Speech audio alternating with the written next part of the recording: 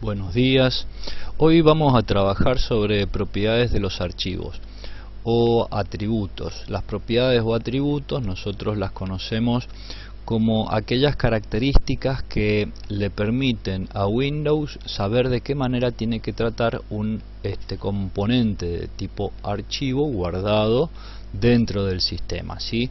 Es decir, que nosotros podemos ver de qué manera el sistema operativo se comporta atendiendo a la forma en que nosotros programemos los atributos. Cuando el sistema operativo o ustedes copian un archivo, generalmente le va asignando atributos por defecto, pero esos atributos o propiedades pueden ser cambiados dependiendo de la forma de trabajar al archivo o algunas características especiales, como por ejemplo si el archivo pertenece al sistema operativo y forma parte esencial del sistema, se le van asignando algunas propiedades. Hay archivos que por ejemplo se pueden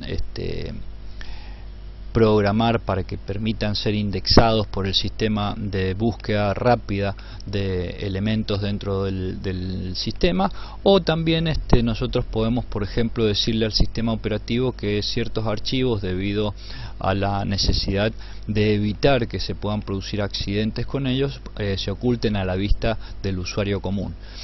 Estas propiedades se pueden visualizar y se pueden configurar a través de tres interfaces diferentes. La primera es la nativa, es decir, la interfaz gráfica de Windows, a través de la opción de propiedades del menú secundario o el menú contextual, que se obtiene cuando ustedes señalan un objeto y presionan el botón secundario del mouse o el botón derecho, que normalmente es el derecho. Se puede reprogramar, recuerden, los botones del mouse para que sea el principal o el izquierdo o el derecho, y el secundario también. El segundo elemento de interfaz que nos permite modificar y que ya viene también incorporado en el sistema operativo es la consola de comandos CMD de Windows, que nos permite configurar. La interfaz gráfica de Windows tiene menos elementos configurables que la consola de comandos. La consola de comandos es un poquito más avanzada, de tal manera que nosotros podemos llegar a tener un mayor control sobre las propiedades específicas de los archivos. Y finalmente tenemos programas especializados, de los cuales hoy vamos a ver uno. Si usted forma parte de la clase, esto forma parte del material que nosotros le entregamos para la práctica del día. Cuando hacemos esta práctica entregamos el material, y si usted está viendo esto a través de internet, busque en la descripción del video, porque ahí tiene el link de descarga directa del programa que vamos a usar en esta demostración.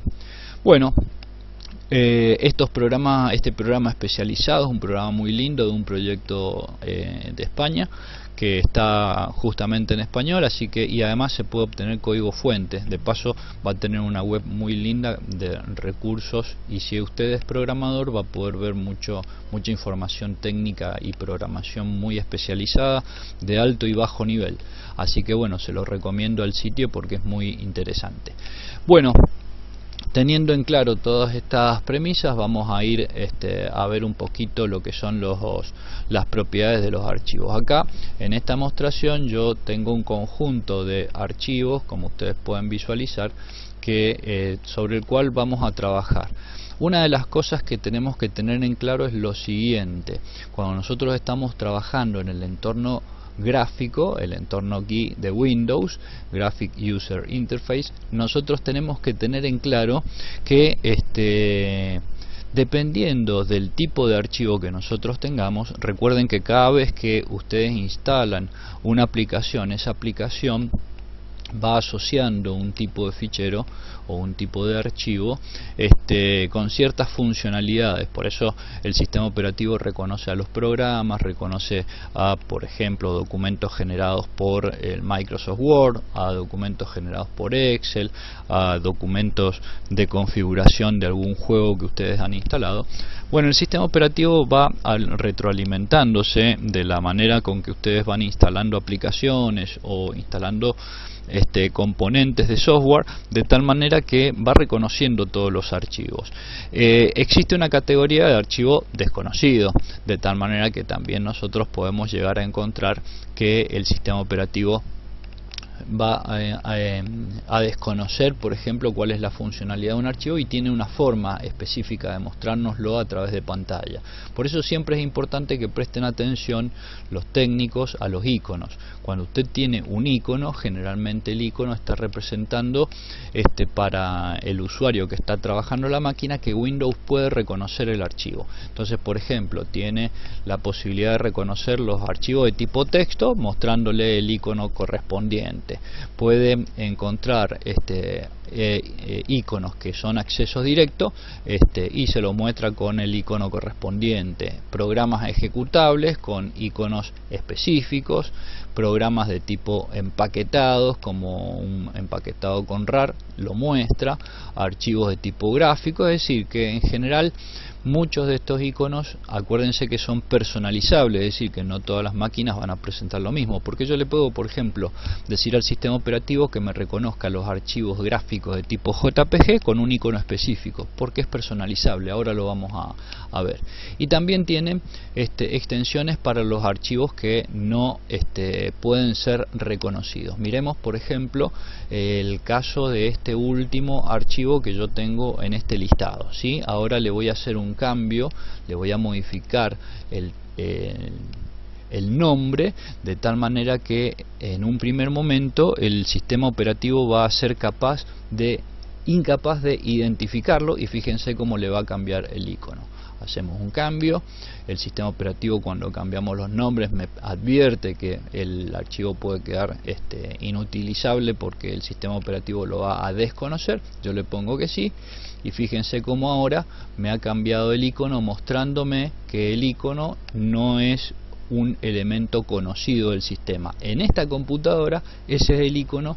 Por ejemplo, una hoja en blanco me está indicando que el sistema operativo no sabe de qué se trata. Y si yo en ese caso intento abrirlo, ¿qué va a pasar? El sistema operativo no va a reconocer con qué lo tiene que asociar y me va a presentar el cuadro de diálogo con qué tipo de aplicación quieres abrir este tipo de archivo, y fíjense cómo me va a mostrar una ventanita para poder indicarme que no sabe qué extensión es. Voy a volver a colocarle, entonces fíjense cómo el sistema operativo va cambiando y es dinámico en el sentido y la forma en que me va mostrando la información.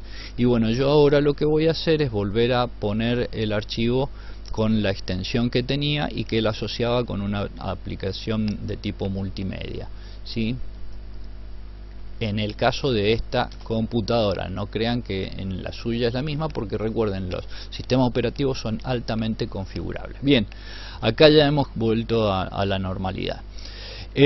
Para ver los atributos de un archivo, lo único que nosotros tenemos que hacer es apuntar al archivo que queremos visualizar, presionar el botón secundario, que normalmente es el botón derecho del mouse, y nos vamos al final, a la última opción, que es la de propiedades. Hacemos un clic y se nos va a abrir la ventana de propiedades. Lo primero que tenemos que tener en claro, ¿no es cierto? Miren, acá me dice propiedades y el nombre del archivo que yo estoy visualizando.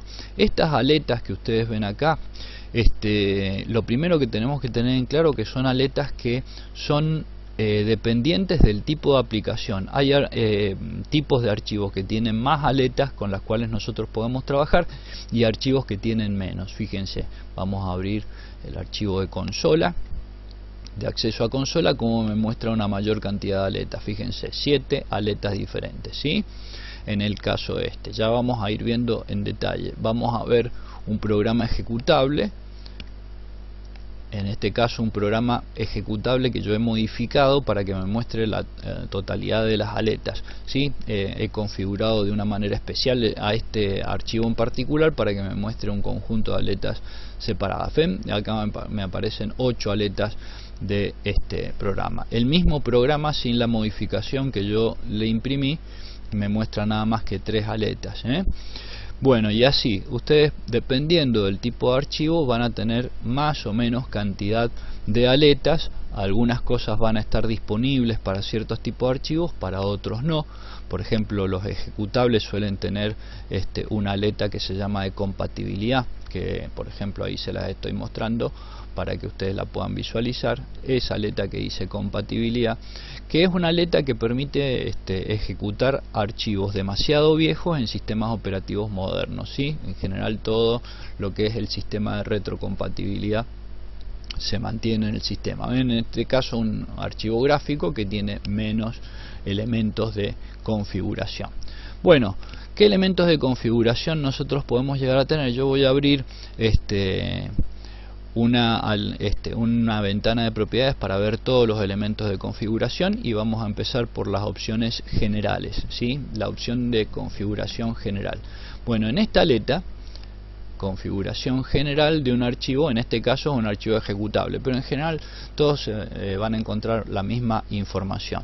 Por un lado se van a encontrar el nombre del archivo, incluyendo la extensión, porque recuerden que la visualización del entorno gráfico de Windows por defecto no permite ver las extensiones de los archivos conocidos. Eso se tiene que configurar, pueden verlo en otro video que nosotros tenemos en el canal.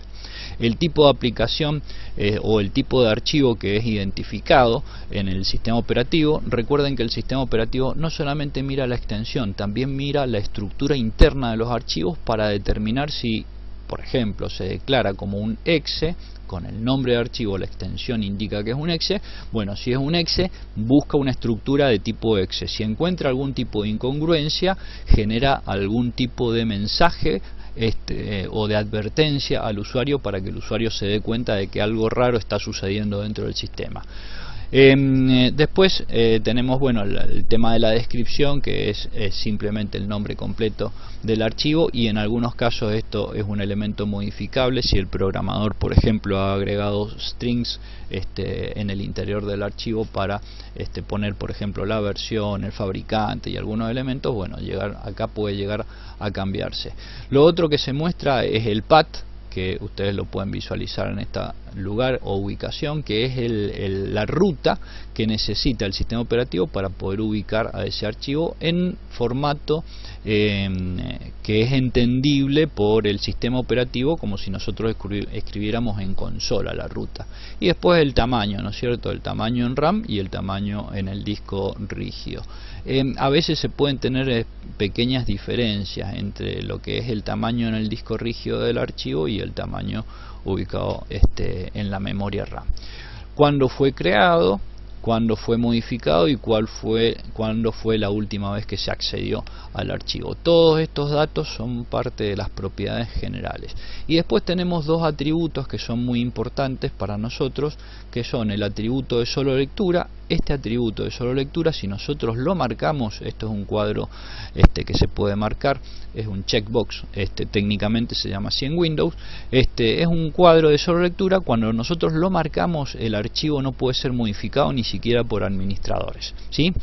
De tal manera que si, por ejemplo, esto sirve para cuando ustedes necesitan guardar un archivo y que ese archivo no sea modificado, sobre todo, por ejemplo, cuando se trabaja con organizaciones o con redes, los administradores de sistema pueden poner archivos, por ejemplo, que son archivos tipos para, por ejemplo, crear una carta, o para crear un documento o un informe, y bueno, dejan el formato matriz y lo ponen como solo lectura para que no pueda ser modificado, de tal manera que los usuarios pueden leer el archivo, modificarlo y grabarlo con otro nombre, no con ese mismo nombre.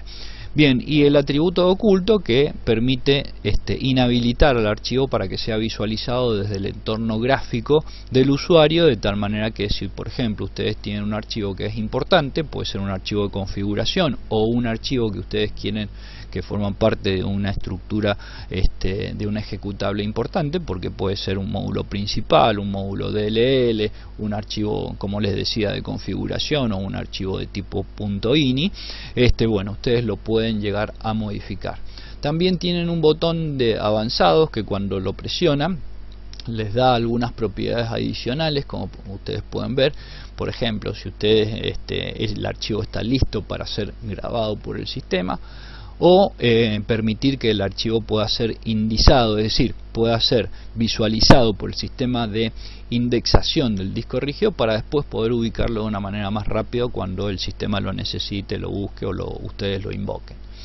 ¿Sí? Y también existen alternativas de o atributos de compresión y cifrado para comprimir el contenido, para que el sistema operativo lo vaya comprimiendo, o para que lo cifre, es decir, para que lo encripte, de tal manera que ustedes pueden evitar que se pueda visualizar el contenido bajo algún tipo de estrategia de seguridad que se puede implementar.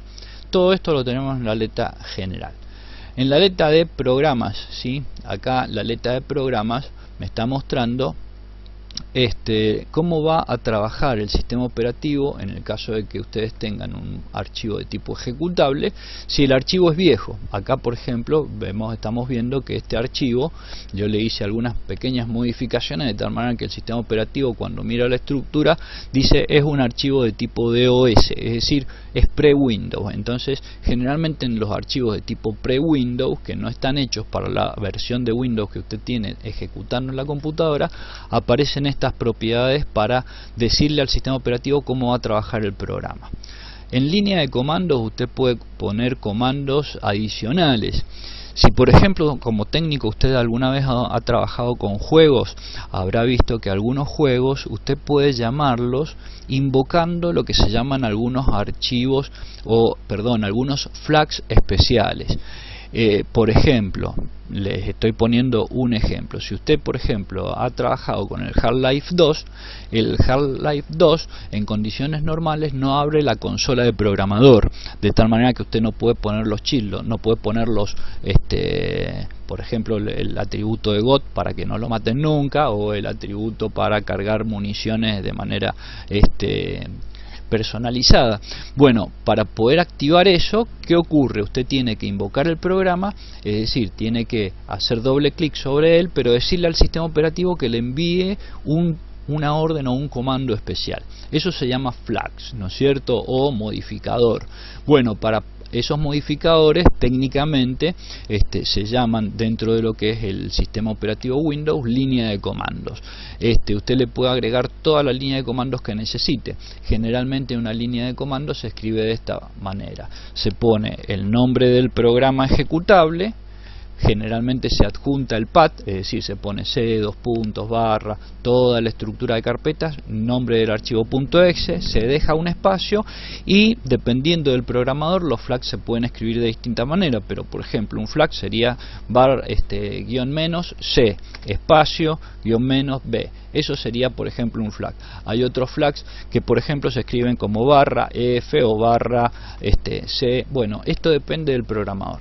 Estos flags, cuando ustedes necesitan mandarlo de manera automática, lo puede adjuntar acá en la línea de comandos de las propiedades del archivo específico, y cuando usted invoca el archivo, el programa no solamente se arranca, sino que recibe estos comandos de configuración que les acabo de dibujar, estos comanditos por ejemplo de comando que les acabo de dibujar, y de esa manera el sistema lo va a ejecutar en un modo especial. Normalmente estos flags son para modificarlo de una manera específica. Cuando estos programas además trabajan, van a guardar la información en algún lugar. Eso es lo que especifica el directorio de trabajo. Directorio de trabajo es el lugar en donde el archivo va a buscar la información para guardarla. Entonces, por ejemplo, si ese archivo tiene un archivo de configuración en una carpeta especial, usted puede especificar acá el nombre de carpeta con la estructura adecuada: C, /, nombre de carpeta, subcarpeta, etcétera, etcétera, y lo puede dejar. Si programa además trabaja con algún tipo de asociación con archivo de proceso por lotes, lo puede especificar aquí. ¿Qué es un proceso por lote? Cuando usted envía comandos, por ejemplo, supongamos que necesita enviar un comando a la computadora. Los comandos en Windows se envían a través de esta ventana, cuando usted está trabajando en el entorno gráfico, que es la ventana ejecutar. Cuando usted escribe un comando acá y hace clic en aceptar, le está enviando una orden al sistema operativo que la escribe en forma de comando escrito. Esta forma de enviar comandos, si usted necesita, por ejemplo, enviar más de un comando, es decir, tiene que mandar un comando secuencialmente, después tiene que mandar otro y otro y otro, o varios, lo puede asociar en un archivo de comandos que se llaman archivo de comandos por lote. Los archivos de comandos por lote usted los puede especificar acá, ¿no es cierto?, diciendo qué tipo de archivo de comando por lote tiene que trabajar el programa en particular para poder trabajar de manera correcta, ¿sí? Otra forma común de enviar archivo de comando por lote a través de la consola, que es esto que les estoy mostrando en este momento, ¿sí? Esto es la consola de comandos. Cuando usted, por ejemplo, manda un comando, ahí yo estoy mandando un comando que se llama dir, bueno, está enviando un comando, pero si usted necesita enviar, por ejemplo, primero un comando dir, por ejemplo, necesita primero mandar un comando dir y después mandar un comando de limpieza de pantalla, por ejemplo, le estoy dando un ejemplo no académico, ahí por ejemplo no puede mandarlo, no hay forma de mandar una orden después de otra. Para eso existen los comandos de procesos por lote que permiten agrupar comandos ordenándolos de uno en uno, de tal manera que el sistema los puede ejecutar todos de una sola vez, es decir, ejecuta primero una orden, después la otra, y por ejemplo si usted tiene varias órdenes agrupadas, envía la ejecución del proceso por lote y ya está. Si tiene alguna tecla abreviada para este programa en particular, la puede declarar acá. Entonces así las teclas abreviadas son muchas. Nosotros entregamos una guía para que usted pueda visualizarla. Visualizar las teclas abreviadas más comunes, no todas, no es una guía exhaustiva, pero bueno, son muchas las teclas abreviadas. Usted puede programar alguna tecla para que abra una aplicación en particular. Bueno, en el caso de que lo necesite declarar, lo puede declarar en este lugar. Y finalmente tiene la ventana ejecutar, que la ventana ejecutar permite la ejecución normal y automática de un programa en ventana normal, minimizada o maximizada. Esto generalmente es, y acá la orden de cerrar la ventana cuando termine la ejecución del programa. Usted puede dejar la ventana abierta si esto lo deja desmarcado, o ordenarle al sistema que cierre la ventana una vez que el programa haya terminado. Le decía que hay algunos programas viejos, por ejemplo de la era pre-Windows, o a veces algunos programas previos a la versión de Windows que usted tiene actualmente, por ejemplo Windows 95, Windows 98, Millennium. De 2000 en adelante es medio difícil esto, pero bueno, esto puede llegar a suceder con cualquier tipo de programa. Hay algunos programas que pueden tener alguna dificultad en la ejecución cuando usted trabaja en una ventana normal. Una ventana normal es una ventana redimensionable. Una ventana maximizada es una ventana que ocupa toda la pantalla y se pone en primer plano, y una minimizada es una que aparece solamente en el botón de la barra de tareas de Windows. La aleta de fuentes, veamos la aleta de fuentes. Esta también generalmente aparece en programas viejos. ¿Por qué? Porque usted puede decirle al sistema que use solamente los tipos de fuente que se usaban en consola, eso se llama solo mapa de bit, o las fuentes redimensionables que se usan en el entorno de Windows, que se llaman TrueType, ¿sí? O le puede especificar, como en este caso está configurado este programa, para que trabaje con ambos tipos de fuente. Si elige uno u otro, no importa cuál, también puede definir los tamaños. Entonces puede dejar que el sistema operativo defina el tamaño en modo automático, o puede elegir desde una lista de tamaños disponibles, ¿no? Ahí usted tiene una lista que por supuesto tiene un desplegable para irse más abajo porque tiene varias opciones, ¿sí? Y abajo, para cuando usted va configurando estas propiedades, puede ver las ventanas de previsualización como para ver cómo va quedando. Con respecto a la memoria, la aleta de memoria también es una aleta que es bastante importante. También se usa mucho en programas viejos.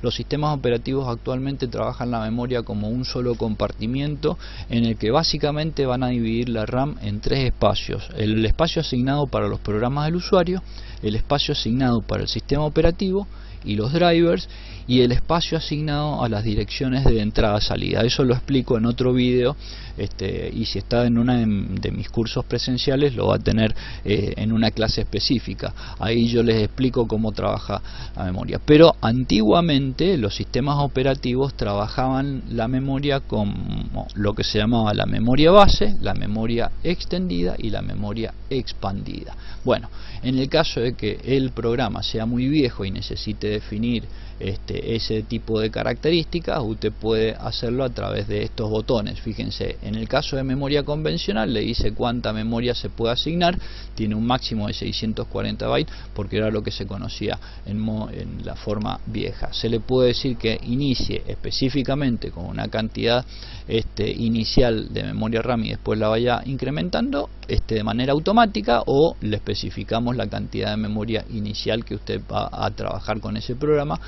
Y también trabajaban en un modo especial que se llamaba modo protegido, en el cual el sistema operativo asignaba una zona de memoria RAM y evitaba que algún tipo de aplicativo pudiera invadir la zona de memoria. Eso fue implementado ya después en todos los sistemas operativos, y todos los sistemas operativos trabajan con modo protegido. Y en el caso de que necesitara memoria expandida o memoria extendida, también usted le puede especificar la necesidad de espacio que puede llegar a asignarle el sistema para su ejecución. HMA, que usted lo visualiza acá en esta opción, es un controlador de esa memoria extendida, que era un programa especial. ¿Cuál es la diferencia entre memoria extendida y expandida? Bueno, básicamente una de estas memorias, lo que hacían los programas viejos, estoy hablando de programas pre-Windows, ¿sí? Es decir, en los viejos sistemas operativos de OS hasta el 6.22, creo en algunas versiones de consola, creo que Doctor 2, o sea el del Digital Research, también sacó la versión 7 de los sistemas operativos de consola. Bueno, en esos sistemas operativos la memoria expandida y extendida se diferenciaba principalmente en que en una de estas dos categorías se podían poner programas ejecutables. Honestamente no me acuerdo, porque hace tantos años que no me acuerdo en cuál era que se podían poner solamente datos, y en otra se podían poner solamente se podían poner datos o programas ejecutables. Creo que esa era la extendida, sí, no me acuerdo honestamente. Bueno, le pido, si le interesa ese dato que es histórico, ya no tiene ningún sentido tenerlo en la cabeza, a no ser que vaya a ejecutar una aplicación muy vieja. Ahí usted puede, le pido por favor que lo busque en internet, que debe estar en varios lados. Y después había un modo protegido de MS2 que se llamaba DPMI, que también usted podía definir la cantidad de memoria de ese modo protegido que se podía trabajar. Se trabajaba con una configuración especial y un driver o controlador especial, y usted lo podía definir. Todo esto ¿para qué? Para definir cómo se puede ejecutar un programa viejo dentro de los entornos modernos. Inclusive a lo mejor es muy probable que un programa de la década del 80, en el inicio de la computación, usted con estas configuraciones pueda ponerlo a funcionar. ¿Qué sucede si en el caso de que usted tenga un programa muy viejo, a pesar de que modifique todos estos datos, no anda? Bueno, se usa el DOSBox. Es lo que se usa, por ejemplo, para retrojuegos o juegos muy viejos. Bueno, se usa una consola DOSBox. ¿Qué es lo que es un DOSBox? Una máquina virtual de sistema operativo de OS tipo consola, pre-Windows, de tal manera que evita todas estas dificultades. Pero así todo, para evitar problemas, compatibilidades, se puede llegar a configurar. Sigamos mirando. Pantalla. Bueno, acá también nosotros podemos definir si se va a ejecutar en modo de pantalla completa o en ventana, si vamos a restaurar la configuración cuando nosotros iniciemos. Y después con respecto a rendimiento, asignación de memoria dinámica, generalmente yo aconsejo que todos estos parámetros no los toquen, a no ser que tengan alguna configuración especial que el programador o la documentación del programa le esté indicando que debe modificarlo, de tal manera que en general yo dejo que estas configuraciones sean por defecto, si se manejen por defecto. Es la forma de evitar algún tipo de problema. Bueno, después tiene modificaciones de características o propiedades misceláneas que se llaman. Por ejemplo, permitir que el sistema operativo pueda activar el protector de pantalla o no. También hay algunos programas que tienen dificultades cuando se ejecuta el protector de pantalla, que tenga algún tipo de dificultad cuando se intenta desactivarlo. Bueno, en esos casos acá tiene la posibilidad de desactivar la opción de que el protector de pantalla está trabajando. El protector de pantalla queda inactivado cada vez que el programa que usted ejecuta está en primer plano, ¿sí? El fondo siempre suspendido, la sensibilidad a la inactividad alta o baja, bueno, se deja en medio y teclas de método abreviado de Windows, ¿no es cierto?, que pueden funcionar mientras está trabajando el programa. Esto es para que ustedes marque, estas son llamadas a funciones de Windows que usted ya tiene programadas y que normalmente van a trabajar en todas las ventanas. Bueno, si alguna de estas genera algún tipo de conflicto, porque puede tener a lo mejor ese programa viejo, puede llegar a tener programada la misma tecla que el método abreviado de Windows, bueno, usted puede desactivarlo de esta manera, ¿sí? Acá. Opciones de pegado rápido para el uso de información del clipboard, y advertir que el sistema operativo determine si el programa continúa activo una vez que usted lo terminó de ejecutar o hizo clic en el botón de cierre, que es el que le estoy marcando acá, ¿sí? Por ejemplo, si usted cierra un programa con este botón y todavía el programa no se cierra, no se elimina de la memoria RAM, el sistema operativo le va a mandar alguna advertencia. Generalmente la advertencia es esa ventana que les dice, que les pregunta si terminó de manera correcta o no, para que ustedes pongan sí o no, y el sistema, bueno, de acuerdo a cómo respondan ustedes, va a tomar algunas precauciones.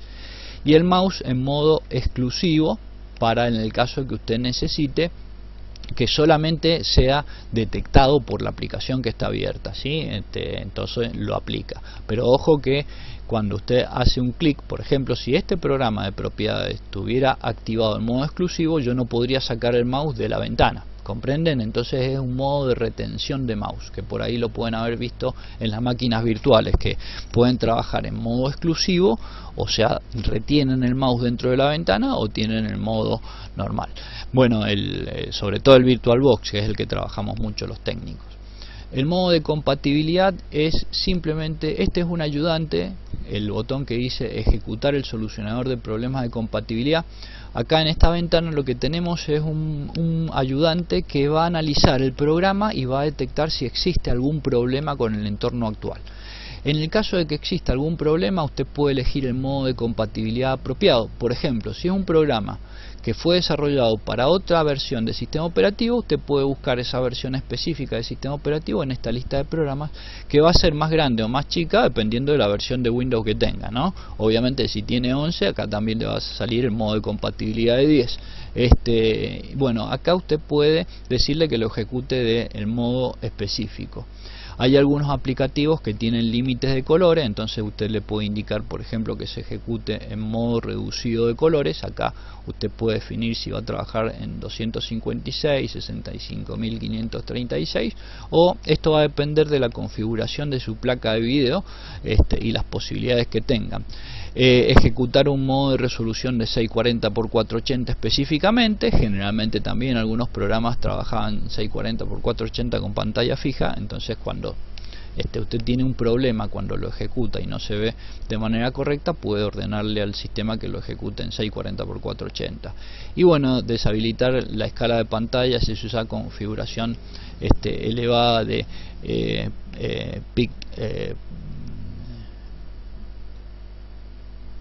sí, no me acuerdo la especificación, pero es una especificación gráfica de configuraciones de píxeles esta. ¿Sí? Después, ejecutar el programa como administrador, en el caso de que usted, por ejemplo, ejecutar un programa con administrador significa con altos privilegios. Básicamente en Windows se trabajan dos categorías principales de usuario, que son el usuario administrador y el usuario invitado. Básicamente esas dos categorías se pueden dividir y se pueden reconfigurar dependiendo de cómo usted guste trabajar con el sistema, porque se pueden, por ejemplo, se pueden definir administradores con distintos niveles, invitados con distintos niveles, pero acá usted le puede decir que trabaje con altos privilegios o no, o con bajos privilegios, ¿sí? Y la última opción, permitir que este archivo, que este programa funcione con archivos de OneDrive, ¿sí? El último botón cambia la configuración no solamente para el usuario que lo está ejecutando actualmente, sino para todos los usuarios. Es decir, que usted, por ejemplo, puede preparar un programa de tipo ejecutable que sea ejecutado con privilegios de administrador para un usuario que no sea administrador, pero que cuando lo ejecuta trabaje ese programa en particular con altos privilegios dentro del sistema. Bien, y finalmente la letra de detalles, en donde se dan algunos datos en particular como para que usted pueda visualizar. Bueno, con esto hemos terminado lo que son las propiedades del sistema desde el entorno gráfico, ¿sí? Quedan dos opciones que son desde el entorno de consola y desde programas especiales, que lo vamos a ver en otro video porque este ya se hizo demasiado largo. Espero que le haya servido.